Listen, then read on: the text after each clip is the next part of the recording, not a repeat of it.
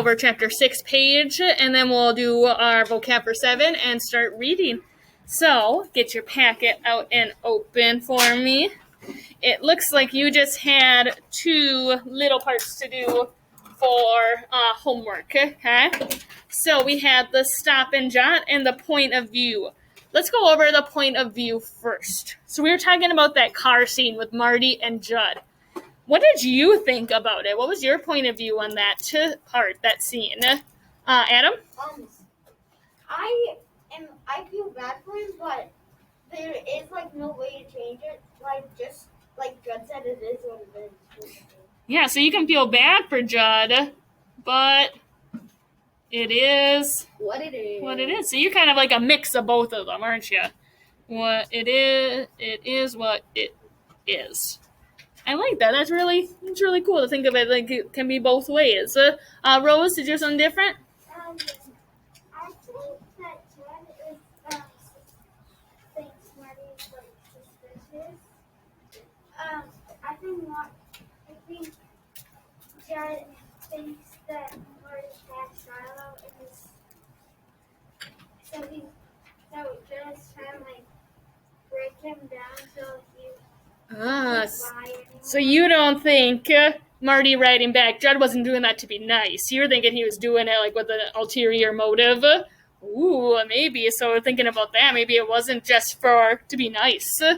Zach?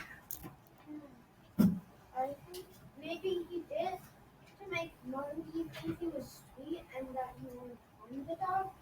Ooh, so maybe Judd's telling the story so that Marty will be like, well, it is what he's actually kind of, it's not his fault, right? Maybe bring the dog back then. Ooh, Lily? I disagree with Zach because he, in the chapter, when he was riding in the car, he said, if I find that dog, I'm going to kick him so hard that he goes to China. Oh, he did say that at the end, didn't he? So that's a good point, using the text to help you support your answer. That's awesome, Lily. Brooke? I think that those two actually might get along more if they start to get like more of a with each other instead of just being like separate, like they just want to go their own way. Okay. I mean, why can't they do like this? Like Marty helps them take care of Shiloh, and then Shiloh will help Judd get more food. I don't know. That's a good thought. I don't know if they've thought of that. All right, and let's look at the stop and jot. How do you think Marty and Judd's drive is going to affect the rest of the story? So their encounter in the drive, how is that going to like change the rest of the story? What's it going to have? Aiden? Maybe Judd will give Marty Shiloh. Why do you think Judd might give Marty Shiloh? Judd might be kind and give. Maybe he will. Maybe he is having a change of heart and give Marty Shiloh. How else might it change the end of our story or affect it? Micah? Going off at Aiden, Judd was kind of being nice, and they're kind of getting along a little bit, so Judd might sell Shiloh for less money. Maybe Judd's going to sell Shiloh, and maybe it'll be for less money. Because remember he said, did he pay a lot for Shiloh? Oh, he said he got a good deal. Holly? Maybe it'll be a little more peaceful. What do you mean by that? Because he was being Marty is kind of feeling bad, so he might not be really. So maybe Judd's gonna be a little nicer, and he won't be mad because Marty is kind of realizing he's doing the wrong thing. Kind of like that. Is that what you're thinking? Yeah. Ooh, Zane? Maybe just trying to befriend Marty so Marty can give his dog back. He's trying to what for Marty? He's trying to befriend Marty so Marty gives his dog back. Yeah, maybe he's trying to befriend him so he's like, bring my dog back. We're friends now, right? I gave you a ride. Maybe he's doing that. That's kind of going off of, was it Rose's point of view? Like he's kind of trying to trick him a little bit. Awesome. All right. So that is chapter 6. And we last left, like Lily said, he said, I'll kick him clear to China, right? Oh, Judd. All right. Hopefully soon. Mrs. Wells has been feeling a little Busy is a good way to put it. So I have them. Remember, you saw them. They're made. I just got to laminate them. All right. We've got 2 words today. We have envy and tapioca. Tapioca. First word, envy. Thomas, do you have your packet? Check in your star binder, okay? Envy, we need our 2 dots to separate our vocab word from our definition. Okay? Envy is wanting what someone else has. Who do you think is feeling envious in our story? Good. Marty's kind of feeling envious. Why is Marty envious? Claire? He wants Shiloh, right? It's not his dog. He's feeling envious of Shiloh, right? Or Judd, because he wants Shiloh. Okay? Amelia? And then we got tapioca. Do you know what it is? It's not coffee. It actually is a dessert made... Oh, I need the E in there. Made of... That's just a scribble. Don't mind that one. Even though it kind of looks like a heart. Made of rice-like grains, milk, eggs, and sugar. It's pretty much pudding with, it looks like little grains of rice in it. Sometimes they can be like round, like a circle, and sometimes they're more like grains going out. Does anyone raise your hand if you've had tapioca before? Has anyone had tapioca pudding? It's so good. Does that sound like a meal that Marty's family would make? No. Why does it not sound like a meal that they would make? It has a lot of ingredients for their meals, right? Not stuff that you can just keep on, right? Like stuff like a splurge, a dessert. They have chickens, yes. But do they have a lot of sweets around? No. Do you remember where Dad gets sweets from? Not this. In the mailboxes, right? When people are dropping off. So they usually don't have tapioca. Okay, Nathan? My tongue keeps on hurting on this side. Try not to touch that side then. Okay. All right. Are we good on the vocab words, friends? Everyone's got those written down? Okay. All right. Then we've got some few different parts. We got describe it. We're going to, Darlene is going to come up on the hill. You're going to have to describe how Marty's feeling about that. Reactions part. There's 2 different scenarios from the story. How would you react if you were in the book? Like if you were Marty, what would you do? We're going to look at Marty. We're going to analyze Marty's character today. And then a stop and jot down on the bottom. So, Adam? Instead of stop and jot, it just says stop and jot. Stop and what? Jot. Stop and jot. That'd be kind of funny. All right, so let's get our books. Chapter 7. Mine starts on page 66. Okay. So we're thinking about the run-in with Judd, and do you remember who was back in town for Marty? David. Who is David Howard? It's his friend, right? Has he seen him at all this summer? No, he hasn't. All right, so let's start chapter 7. David Howard's house is about twice as big as ours and about half as many people. Only him and his ma and dad. Mr. Howard works for the Tyler Star News in Sistersville, and David's ma is a teacher. They're always glad to have me come down to visit, partly because David and I are best friends, and partly, I think, because their old house is so big, the 3 of them get lost in it. It's got 2 floors, 3 counting the basement, and 4 counting the attic. It has 4 bedrooms upstairs, 1 for David, 1 for his folks, 1 just for company, and 1 for his father's books, with a computer in it. Downstairs, there's a big kitchen, a dining room with a fancy light hanging over the table, a parlor, a side room with lots of windows just for plants, plus a porch that runs along 3 sides of the house. I told Ma once the Howards had a room just for company, a room just for books, and a room just for plants, and she said that was 3 rooms too many. First time I ever saw envy in my Ma. So who's showing envy now? Mom is. What is she envious of? On the house. House, right? Having all that extra space and rooms. Okay. David says the house used to belong to his great-granddaddy, so I figure it'll get to be David's someday. Like maybe our little house in the hill and the meadow and the far woods will belong to me and Shiloh. Except I probably have to share it with Darlene and Becky and whoever they marry. And that's a whole lot of people for 4 rooms. Marty, Mrs. Howard says when I ring their doorbell. That sounds like church chimes. We're so glad to see you. Come on in. Notice that's just like what we were talking about in grammar today. It's got the exclamation mark after Marty, and then the period after chimes, because those all kind of go together. She always means it, too. It's as though she thinks about me, even when I'm not there. Then David comes whooping downstairs, carrying the helicopter that flies when you pull a string, and pretty soon we're out in the backyard, chasing around after the helicopter and telling each other what we've been doing the 6 weeks since school let out. I gotta bite my tongue not to let on about Shiloh.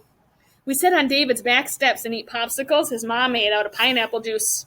I tell David about the fox I saw with a gray body and a red head. And he tells me about his aunt's Siamese cat that yowls just for the pure joy of making noise. Then I tell him about Judd Travers and how mean he is to his dogs. Not mentioning Shiloh, of course. And then David says he's got this surprise to show me. We go upstairs to his room, and David says he got a pet and asks it, do I want to hold it? Sure, I tell him. What is it? Sit down and close your eyes and hold out your hands, says David. I sit down on the edge of my bed and close my eyes and hold out my hands. I expect something warm and wiggly and furry to pop into my arms. Instead, I feel something cold and round and plastic. And when I look, it's a fishbowl with sand in it and a hermit crab scurrying around with a shell on its back. This is a pet? My first pet, David says. His name is Hermie. See all those shells in there? We bought them for him. At night, he gets out of one and puts on another, just like changing clothes. I look at David, and I look at the crab in a fishbowl, and I want to tell him about Shiloh and how we run up and down the far side of the hill every day and and roll in the grass and how he licks my face, but I can't tell him anything. Not yet. Not ever, maybe. Hermie's sort of fun, though. We get out David's old blocks, the kind you play with back in kindergarten, and we build this big maze with walls on both sides, and then we put Hermie in it. He skids along the maze, looking which way to go, and we laugh when he gets himself in a dead end. I guess any kind of pet's okay once you get used to it, but I wouldn't trade Shiloh for all the hermit crabs in the world. When can I come up to your house? David asks me when we put the blocks away. I don't know, I tell him. Ma's had this sort of headache lately, and she can't take any noise at all. Boy, I sure am asking for trouble with that one. What do you think Marty means by that?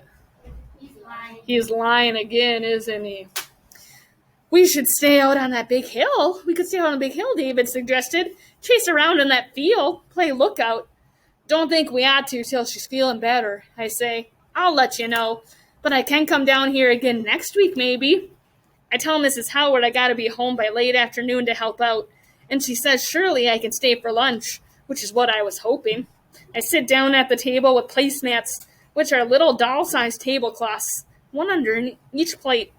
Mrs. Howard's made us each a chicken salad sandwich with lettuce and tomato, and toothpicks with olives on top to hold it all together. David's ma's like that. I think it's because she's a teacher, always looking for ways to make something better than it is. She does the same with boys. She don't just leave us to eat by ourselves. My ma packs us a lunch and lets us eat out in the woods. Mrs. Howard always sits down to eat with us and talks about grown-up things. Today she tells us about how we've got some new people elected to office who are going to be more honest, she hopes. Then, the people they defeated and how the county is going to be better because of it. And so will the whole state of West Virginia. David's ma thinks big. You can't just go on electing people to government because they're your friends or your father's or grandfather, she says, chewing on a bite of celery.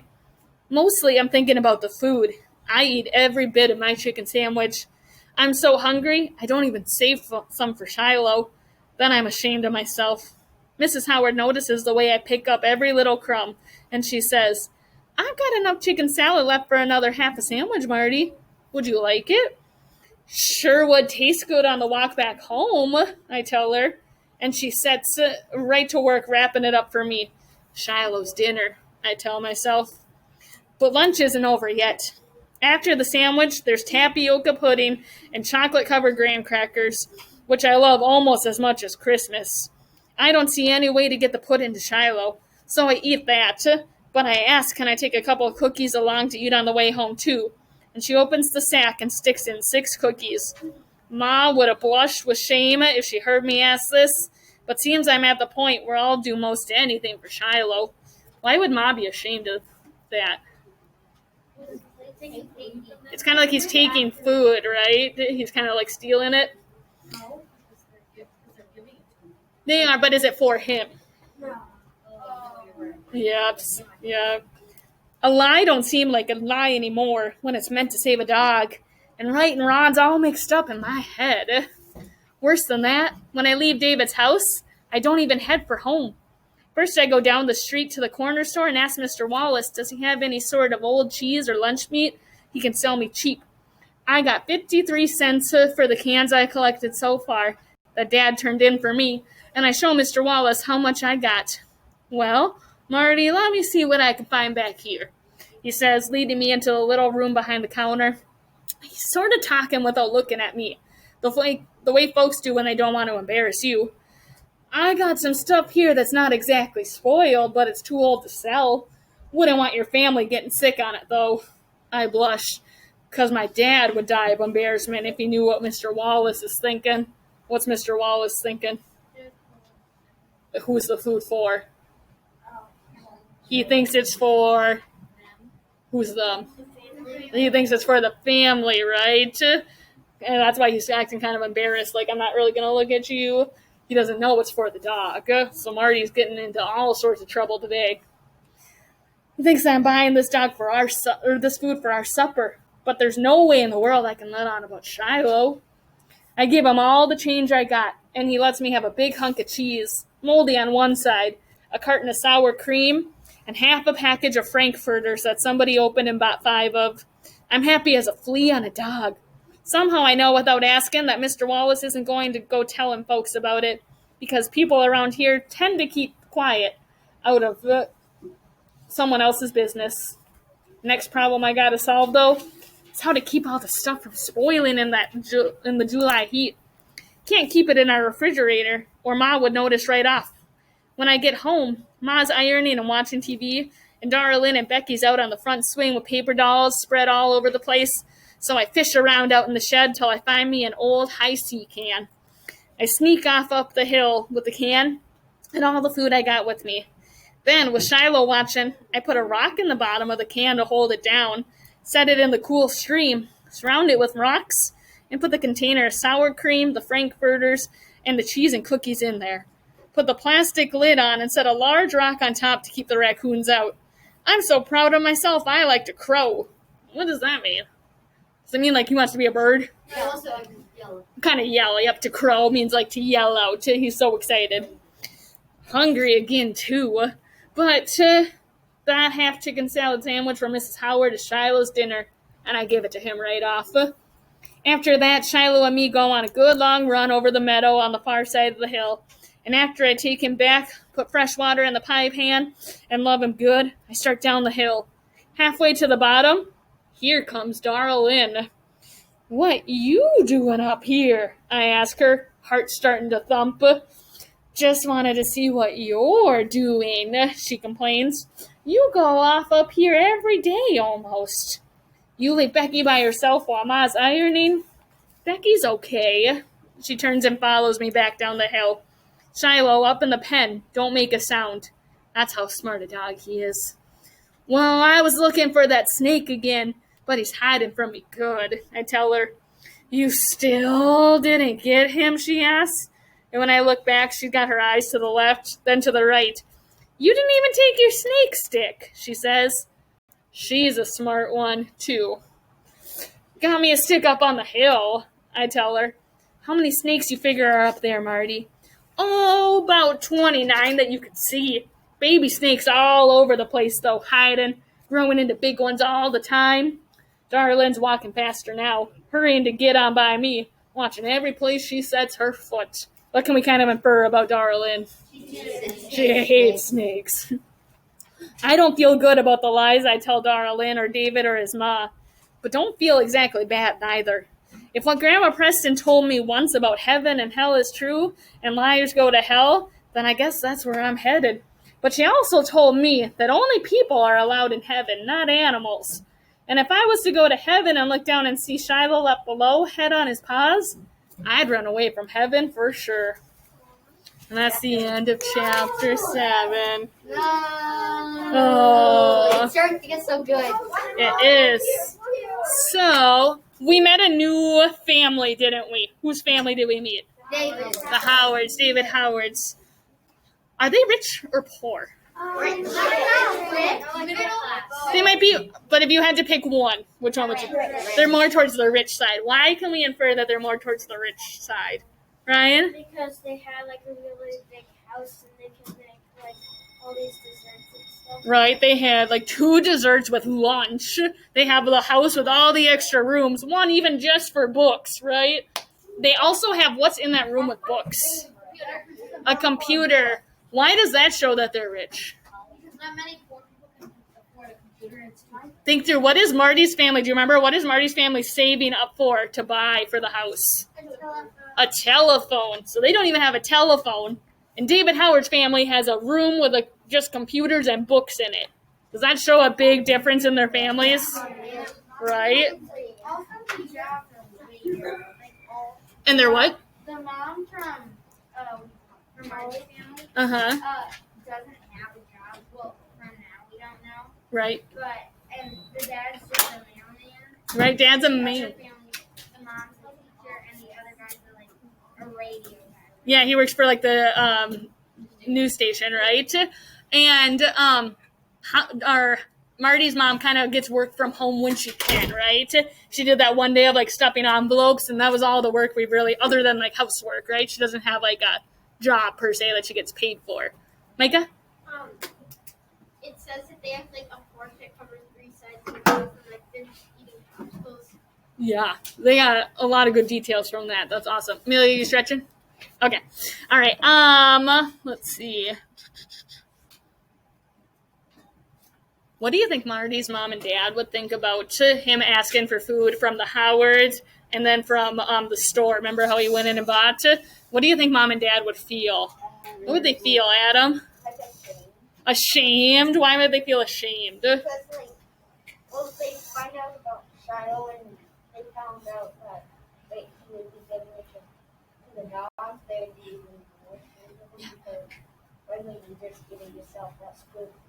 So because it's for Shiloh, it's not for Marty. And think, how is Marty asking for it? Is he really like doing it the best way? No. No, Maddie? He's like, kind of like, I'm going to eat this on my way, like taking all the food. He's saying he's making it seem like it's for him, right? He's kind of like twisting the truth still, right? Rose? When he went to the shop, he told the chase to the guy, I think. He showed what? He told the chase to the guy. No, he didn't. In that part, remember, he just kind of was like, what do you have, right? He said, let's see, on page 71, he goes to show Mr. Wallace how much I got, and he says, let me see what I can find in the back, right? He just says, I have this money. What can I buy for this? So he doesn't really tell him what it's for. He's like, I have this much money. What can I buy? And he gets all like the old stuff, right? Like the opened container of, do you know what Frankfurters are? No. Hot dogs? hot dogs. So he buys an open pack of hot dogs, moldy cheese, half a thing of sour cream, so a container that's probably been opened. Yeah, not the best stuff, right? Micah? Wait. You forgot? All right, let me know if you remember. Thomas? I think his parents would be ashamed because I feel like it's like you're taking people's food for yourself. Like they might need that later. Instead, they're giving it to you. Like that's kind of rude, just taking people's food. Yeah. How would you do that? How do you think it's going to reflect on the family in Friendly? Remember, like the people in Friendly, they kind of stay out of their own business. But do they really? No. They don't just tell you about it, but do you think people talk about it? Yeah. How do we know that they've talked about it already? What's happened with Dad specifically, with his job? How do people know that they might not have the most money? What do they do for Dad? Oh, they buy him food. They buy him food and leave it in the mailboxes, right? So do the people in Friendly talk? Yes, They do. Do they talk to you? No, but they kind of talk. So if Marty's asking for food from the drugstore, right? If he's asking the Howards for extra food, do you think it's going to get out to everybody? Yeah. It might. Holly? Like, and his parents might be ashamed if they find out about Shiloh. If- And, like, he's like, taking food. Because, like, they said if you can't, like, buy it, like, you don't have money for it, then you can't really Yeah, and have it. right, so that might lead on to be ashamed that he's doing all this in secret, too. Do you remember your question, Micah? Or your answer? It might feel kind of embarrassed if he's going to ask for, like, stuff just for that shit. Yeah. How do you think Darlene would react if she actually got to go up the hill and found the dog? What would Darlene do?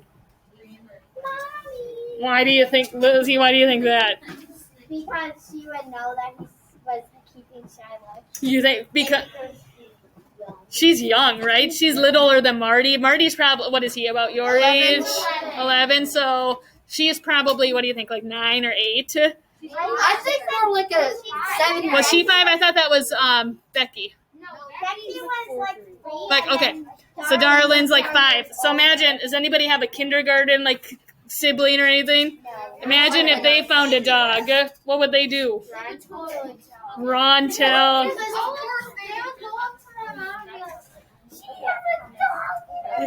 Right. All right.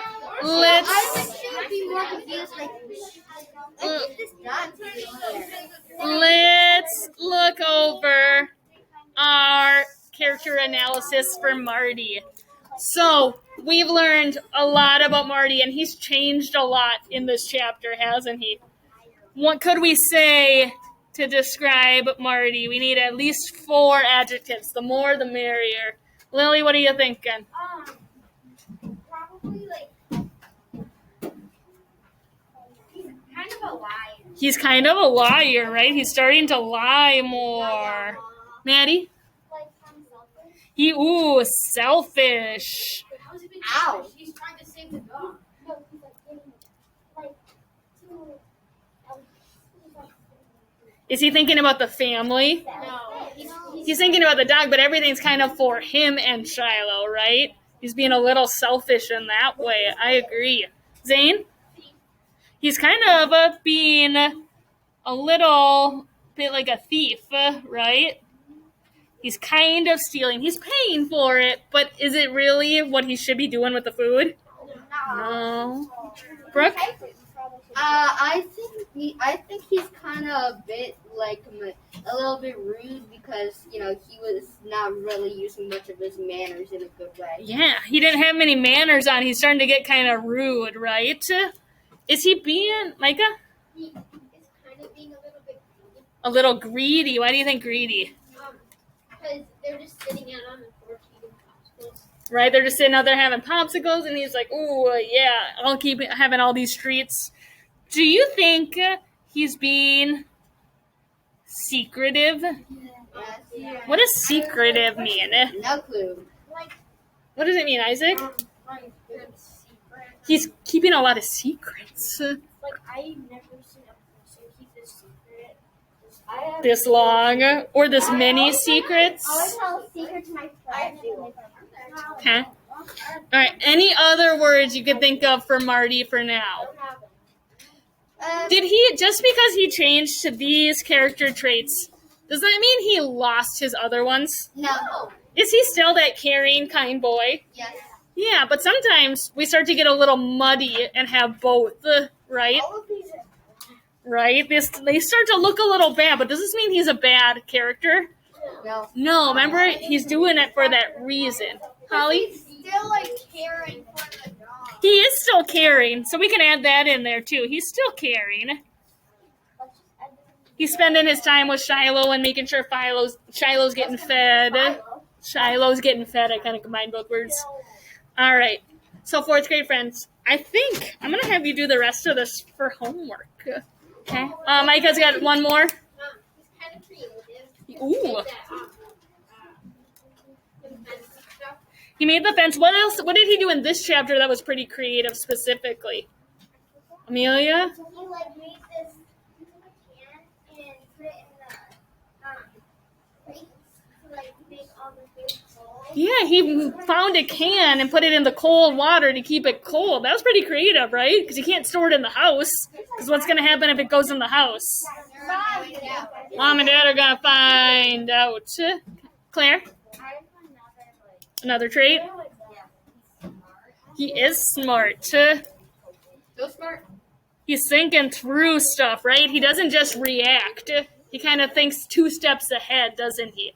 Even when Darlene was like, hey, you don't have that snake stick. Was he already thinking of a response? He was like, oh yeah, I left it on the hill, right? Like he's thinking ahead. He is very smart. All right, so your homework is describe it. How could you describe that feeling that Marty felt when Darlene was coming? Stop and jot. How long do you think Marty can keep Shiloh up on the hill? And why? And then 2 reactions. So when Judd picks him up and asks him about Shiloh, how would you react if you were Marty? And then when David